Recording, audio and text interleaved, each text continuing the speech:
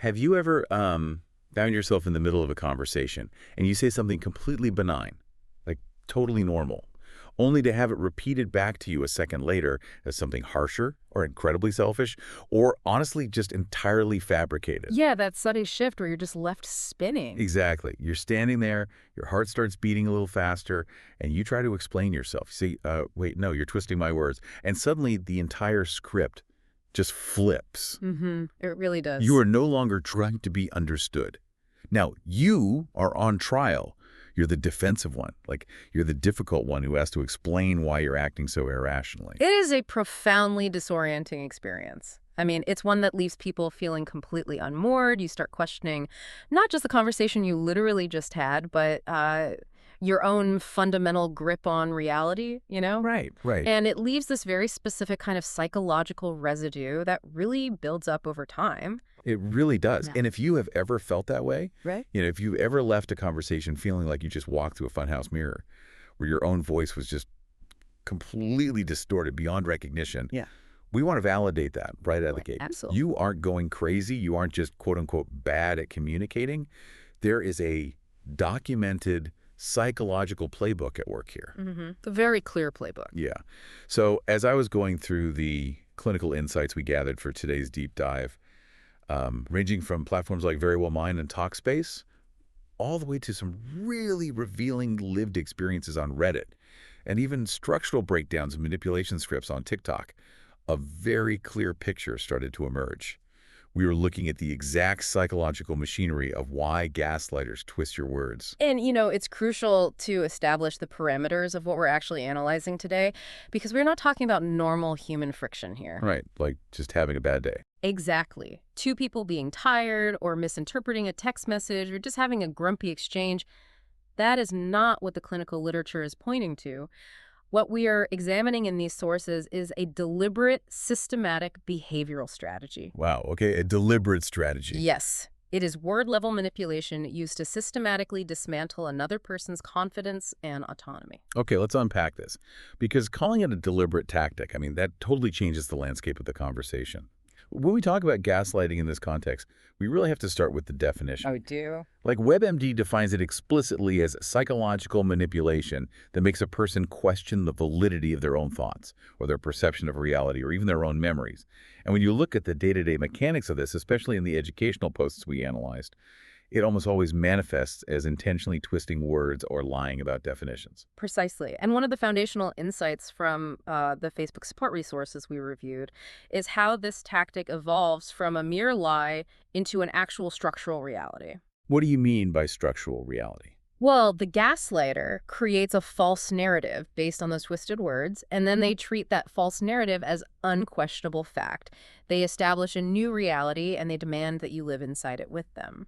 I have to challenge this slightly, though, because if I'm listening to this, my immediate thought is about the unreliability of human memory.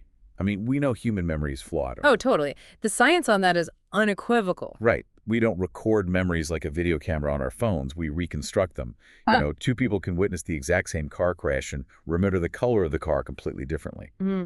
So how do we scientifically distinguish between an innocent misunderstanding where two people just have a different cognitive reconstruction of the conversation and this sinister, deliberate, word-level manipulation?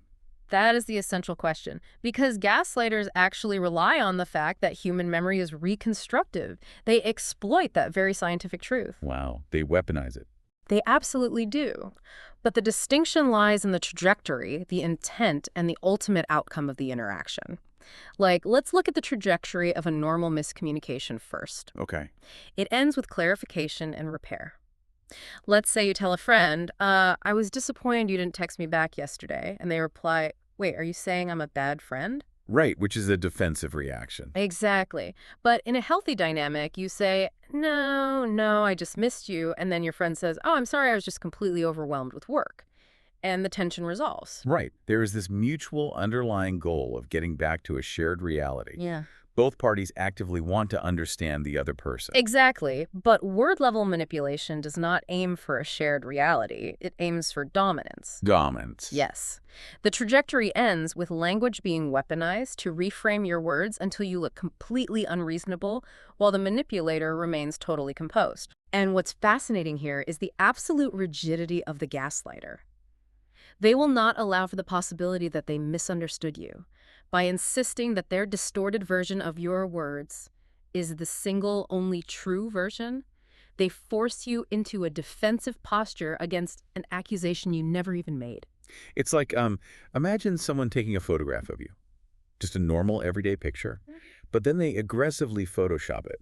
They warp your features, they alter the lighting to make you look sinister. They just completely distort the image. I love this analogy. Right. And then they print that Photoshopped picture out, slam it on the table in front of you, and demand that you apologize for being a monster. And when you say, but that's not what I look like, you clearly alter the photo. They just point at the printed page and say, the proof is right here in front of you. Why are you denying reality? You aren't just fighting about the picture anymore, you know? You're fighting about the fundamental nature of what is real. That is a highly, highly accurate analogy because that printed Photoshop picture represents the new, fabricated narrative. Once they place it on the table, the original reality, the unedited photo, completely ceases to exist in the operational space of that relationship.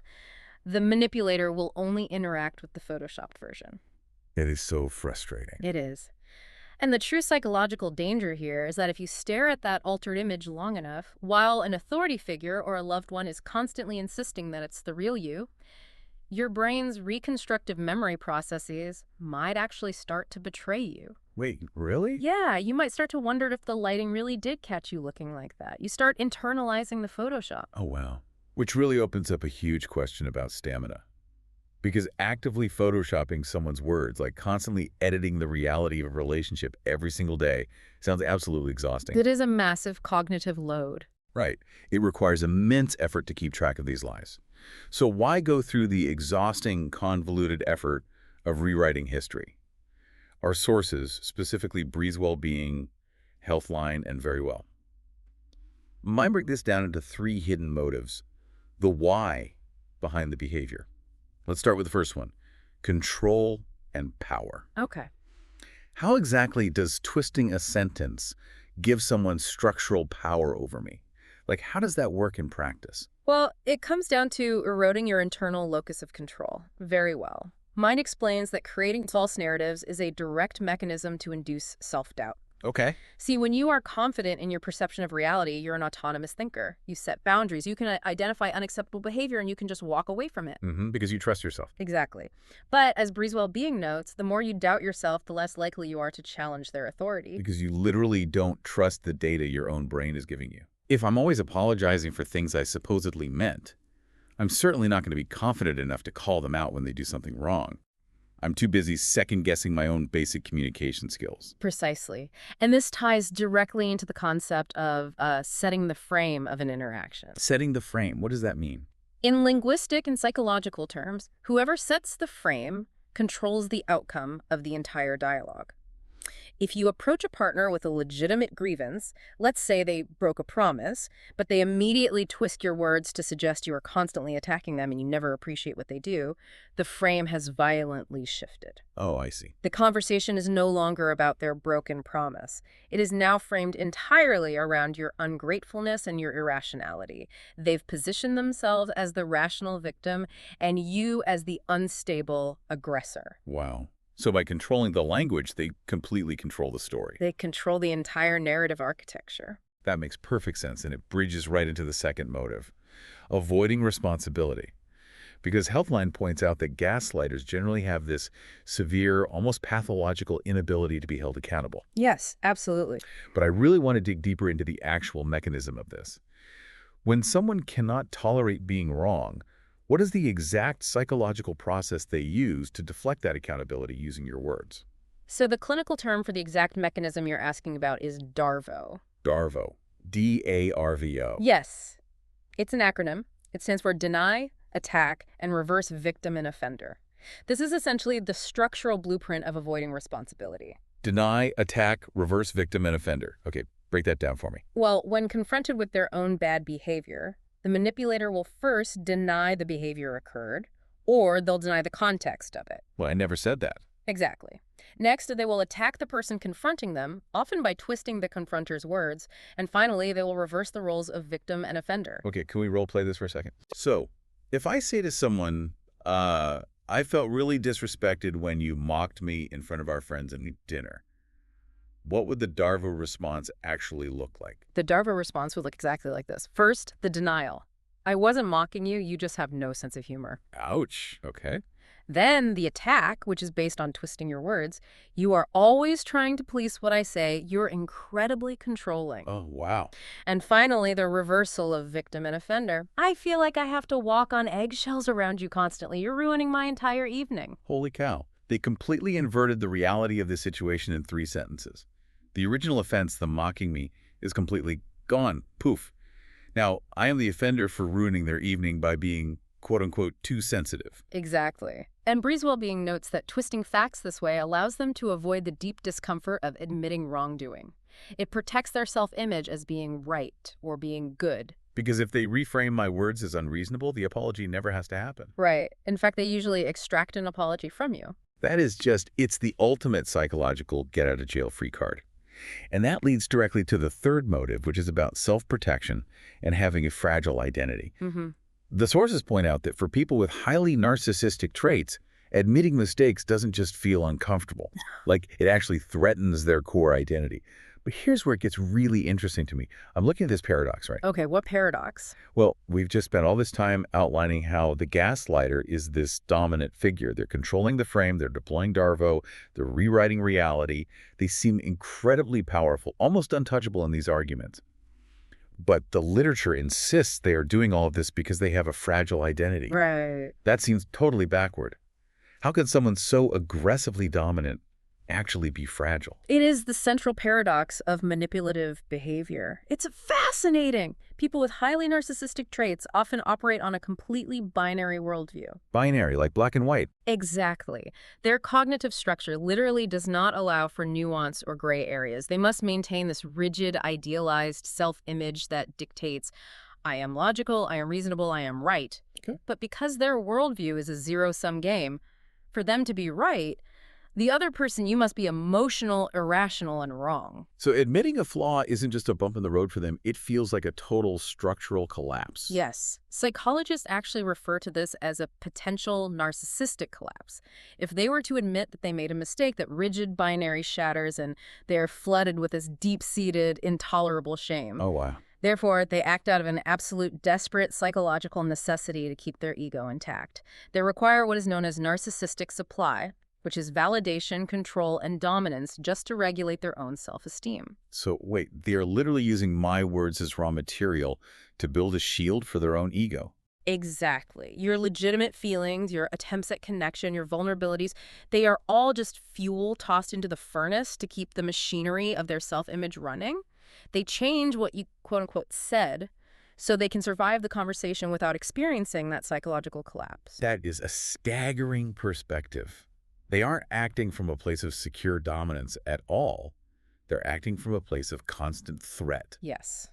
It's a defensive posture disguised as an offensive attack. But because they desperately need to protect that fragile identity, they don't just improvise every time, right? Yeah.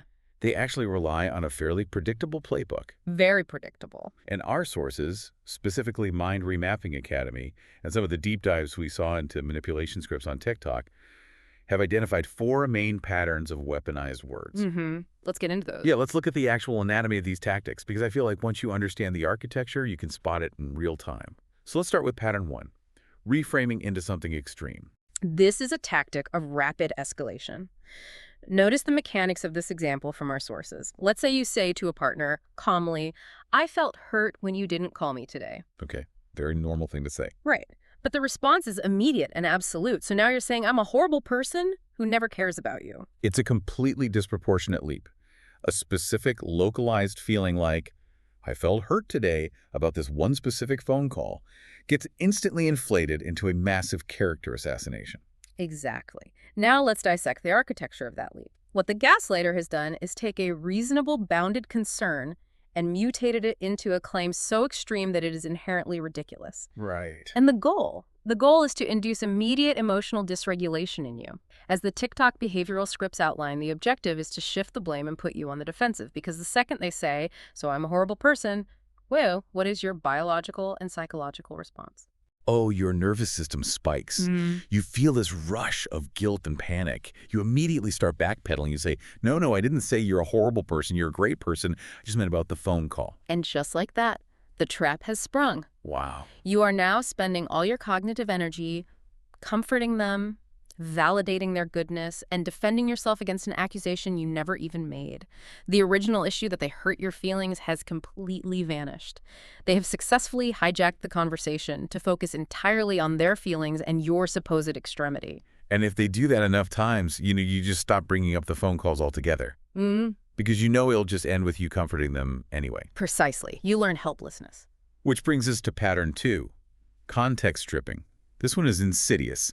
This is where you share a nuanced concern. Maybe you provide a full paragraph of context to carefully explain a situation, and they repeat back exactly one line to make you look terrible. Yeah. Like they quote half a sentence, completely ignoring your tone, the timing, and the full meaning, and they present it back to you, or even worse, to third parties, as exactly what you said.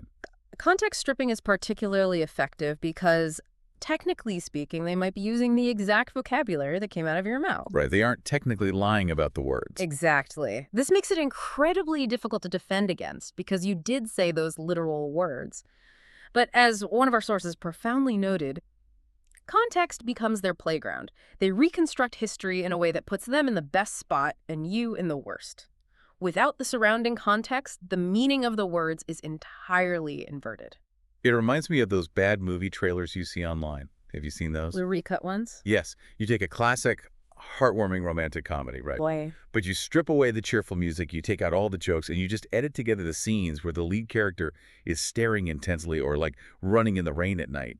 You add some ominous, low-frequency music, and suddenly this sweet rom-com looks like a terrifying psychological thriller about a stalker. That is a brilliant way to understand it, because they didn't shoot any new footage. Exactly. They didn't film anything new at all. They just aggressively edited the context of the existing footage to completely change the genre of the story. Yes. It's exactly what the Gaslighters doing to your conversation. They take your words, they strip away the warmth, they strip away the preceding argument that provoked your response, and they edit it into a horror story where you are the villain. It's masterful manipulation. And what is so damaging about context stripping is how it is used to recruit what they call flying monkeys, other people who the gaslighter brings into the conflict. They play this stripped audio clip to your friends or family to, quote-unquote, prove how irrational you are. Yes, it is fundamentally a tool of isolation. But what happens when context stripping isn't enough? What happens when the reality of an event is so undeniable or so damning that merely stripping the context won't protect the manipulator's fragile ego? Well, that brings us to pattern 3, denial and selective memory.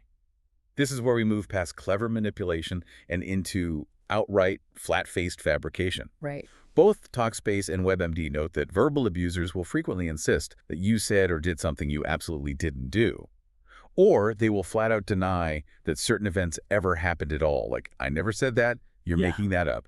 That conversation literally never happened. This pattern is where we see the most severe neurological impacts on the victim. Neurological, like physical impacts on the brain. Yes. When a person looks you in the eye and denies an objective, shared reality with absolute conviction, it causes a cognitive glitch.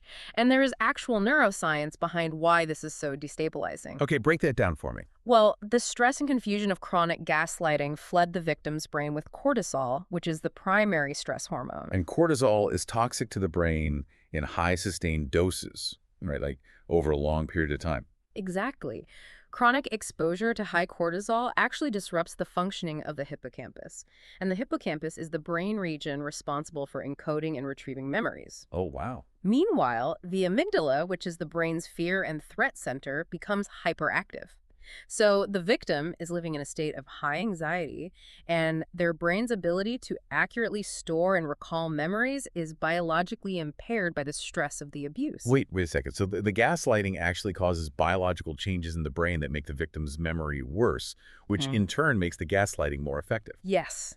It is a devastating biological feedback loop. Actually. The manipulator says that never happened. Your amygdala fires, inducing panic, while your cortisol-soaked hippocampus physically struggles to retrieve the clear memory.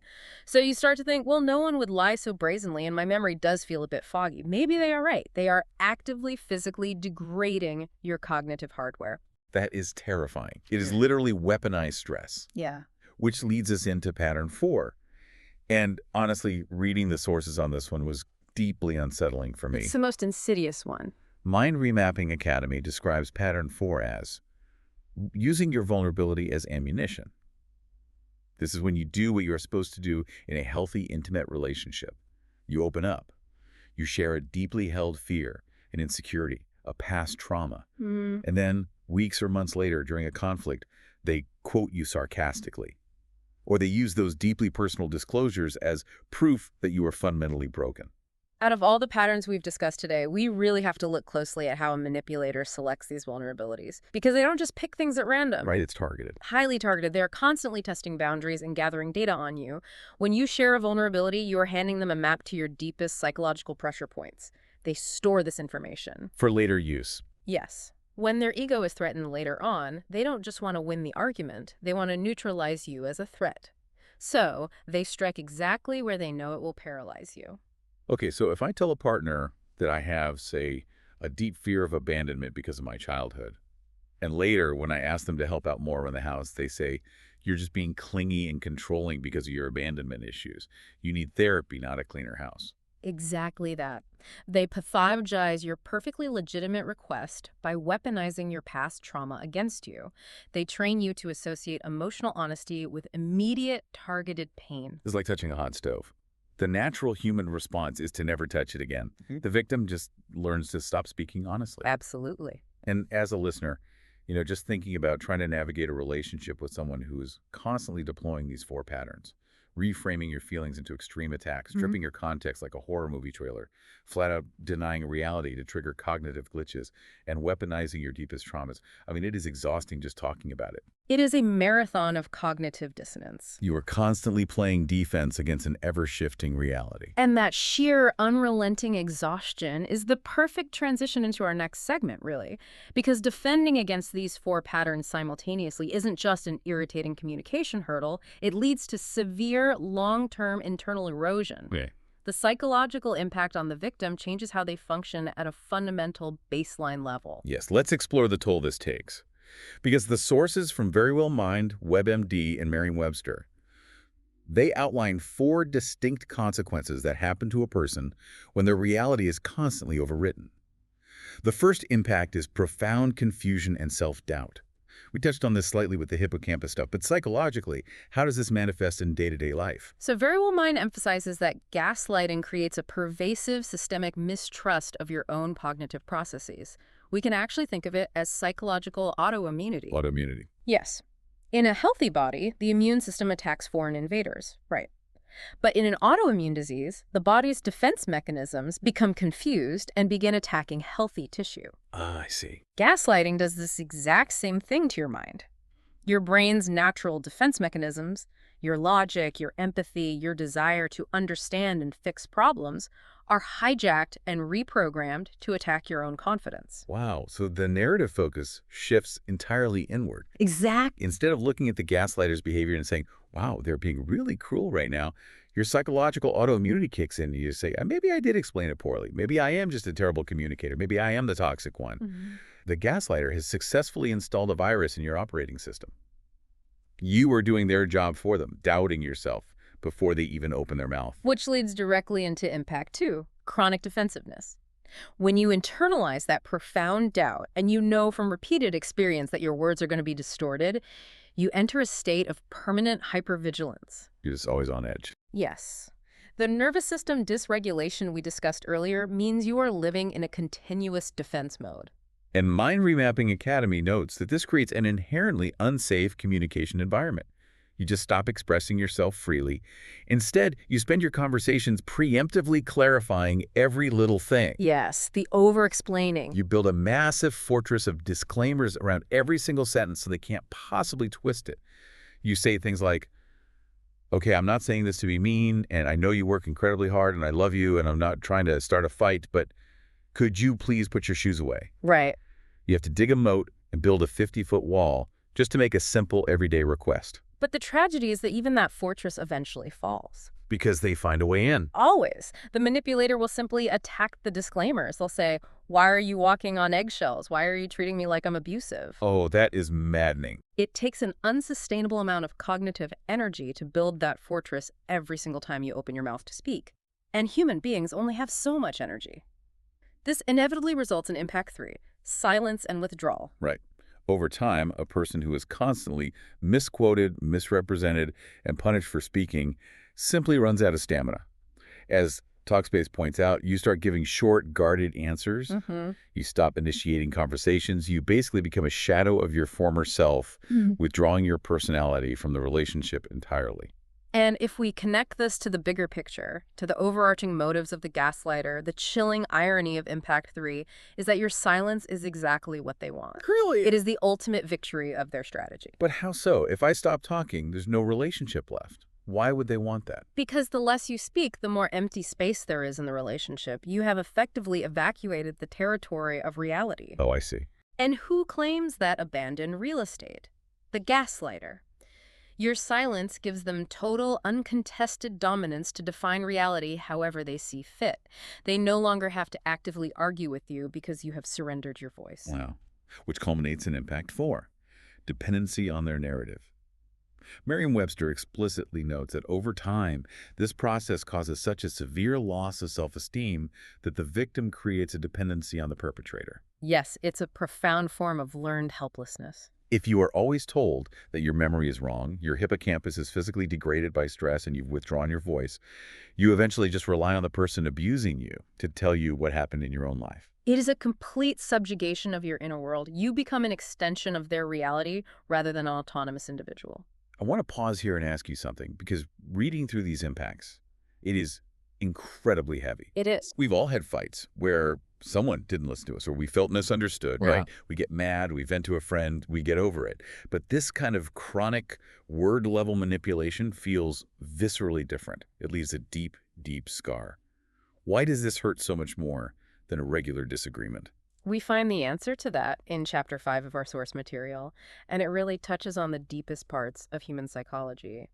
It hurts so profoundly because the underlying message of gaslighting is not, "You're wrong." It's not. No. If someone just says you're wrong, you can debate the facts. You can pull out a textbook or a receipt. The implicit message of gaslighting is, your voice cannot be trusted and your reality does not matter.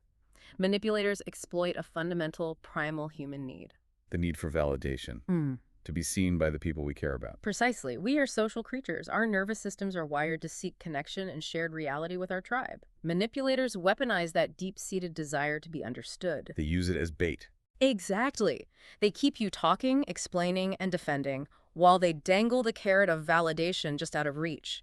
You keep trying, hoping that this time, if you just find the exact right sequence of words, they will finally hear you and validate your humanity. But they won't.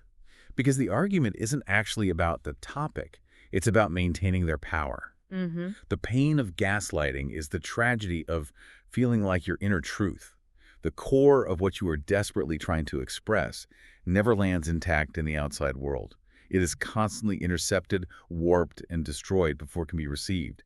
It isolates you entirely inside your own mind. It is a profound form of relational trauma, but, it is vital that we do not leave the listener stranded in that isolation today. Absolutely not. Understanding the mechanism of the trap is the prerequisite to escaping it. Exactly. Now that we understand the deep damage this causes and the psychological mechanisms at play, the vital question is, how do we stop it? How do you disarm a conversation that has been aggressively weaponized against you? This is the most important part. Right. So the final segment of our sources, drawing from clinical practices at Make and Wellness, Very Well Mind, and some highly practical strategies from TikTok therapists, provides 5 expert-recommended steps for defensive maneuvers. This is how you reclaim your reality. And before we outline these steps, we must define the goal. Because these steps are not about, quote-unquote, winning the argument. Okay, good distinction. They are not designed to force the gaslighter to suddenly see the light, experience a breakthrough, and apologize to you.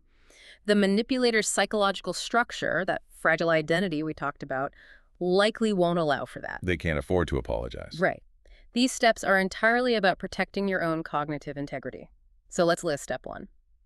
Calmly correct the distortion. This means intervening the precise moment they try to apply the Photoshop to your words.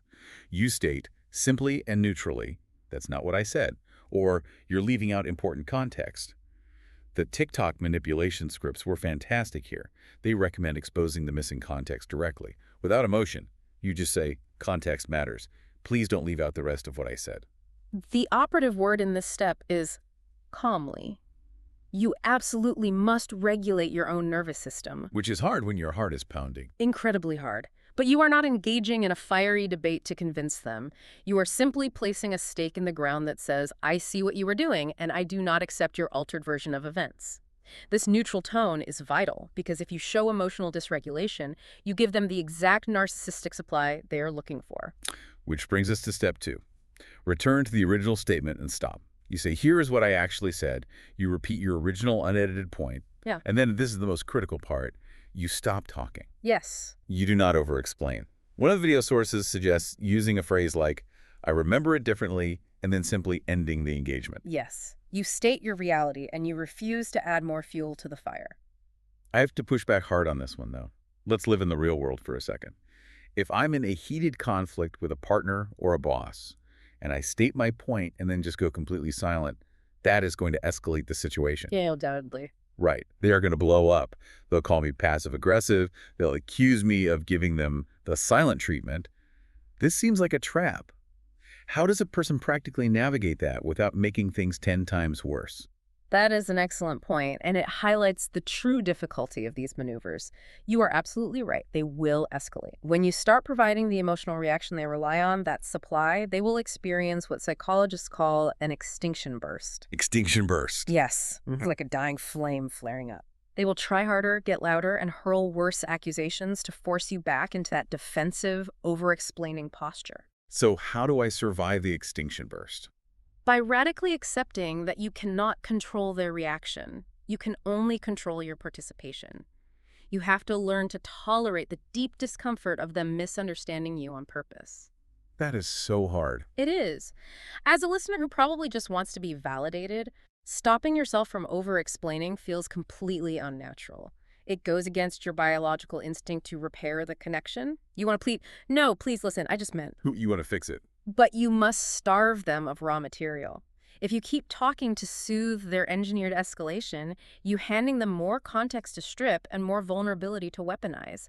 You have to endure the discomfort of being the bad guy in their fabricated narrative, secure in the knowledge that their narrative is a lie. That is incredibly difficult, but conceptually it makes total sense. Yeah. You cannot reason someone out of a position they didn't reason themselves into. They manipulated themselves into it for power, which leads to step 3. Refuse the blame game. If they deploy Darvo and twist your words to make you the offender, you explicitly reject the frame. You say, "We can talk about what I did say, not the version you're upset with." You are refusing to accept the photoshopped picture. Exactly. I'm not apologizing for being a monster because that picture isn't me. I refuse to engage with the altered image. And as the expert sources emphasize, if they will not respect the reality of what you actually said, you are not obligated to keep engaging. You are allowed to physically walk away from a conversation that is built on a fabricated premise. You can just leave the room. Yes. Which leads us to the behavioral strategy in step 4. Reduce the material. Macon Wellness and other clinical therapists advise a strategy often called the gray rock method. Have your statement simple, brief, and factual. Say less. But what is the actual psychological mechanism behind the gray rock method? Why does acting boring protect you? It goes right back to the concept of narcissistic supply. Manipulative individuals feed on emotional reactivity, your tears, your anger, your frantic explanations. It makes them feel powerful and in control. Right.